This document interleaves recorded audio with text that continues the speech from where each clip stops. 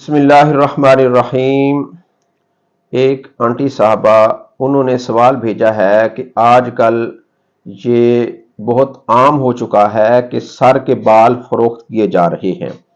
پھیری والے باہر آتے ہیں اور اعلان کرتے ہیں کہ کنگھی والے والا تم برتن خرید لو۔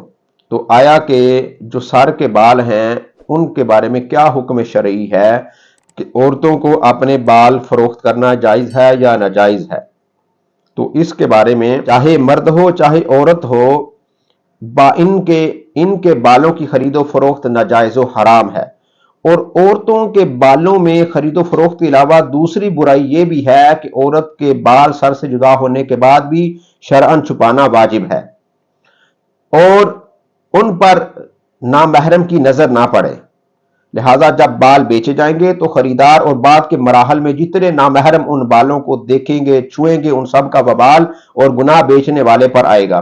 لہذا خریدنے اور بیچنے والے دونوں کو چاہیے کہ معمولی نفع کے لیے اپنی آخرت برباد نہ کریں، اپنے رب تعالیٰ کو ناراض نہ کریں۔ اللہ تعالیٰ نے انسان کو معزز، مکرم، محترم بنایا ہے۔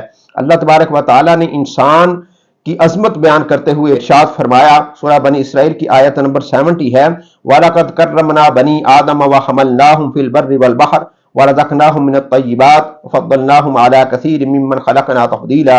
اور بے شک ہم نے اولاد آدم کو عزت سے نوازا ہے، انہیں خشکی اور تری میں سوار کیا، ان کو ستھری چیزوں سے رزق دیا، اپنی بہت سی مخلوق پر برتری عطا فرمائی اور انسانی بناوٹ کو سب سے بہترین صورت قرار دیا گیا۔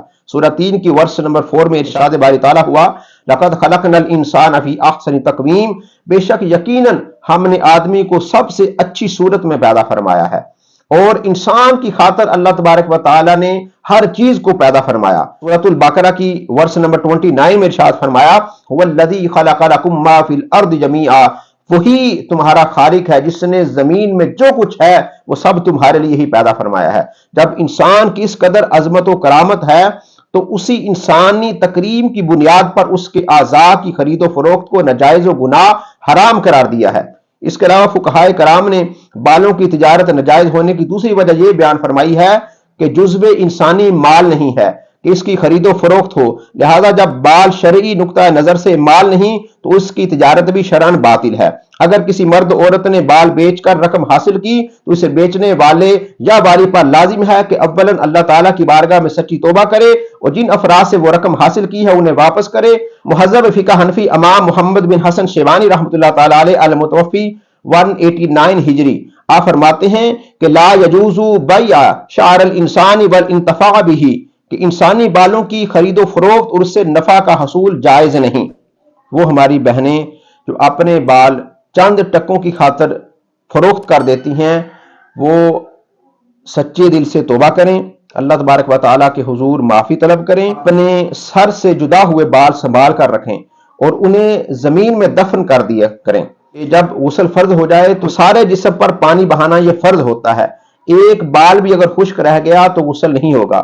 تو جو بال آپ نے غسل سے پہلے ہی اکھیڑ دیا اس حالت میں کہ آپ پر غسل فرض ہو چکا تھا، آپ جنابت کی حالت میں تھے، تو جو عورتیں جن پر غسل فرض ہے حیض کے دنوں میں وہ کنگھی کرتی ہیں اور وہ بال اکھیڑ کر رکھتی ہیں اور وہی بال وہ فروخت کر دیتی ہیں، ان کو غسل کرنا تو دور کی بات وہ غیر محرموں کے ہاتھ میں چلے جاتے ہیں، آگے پتہ نہیں وہ کیا کیا کن کن لوگوں کی ان پر نظر پڑتی ہے۔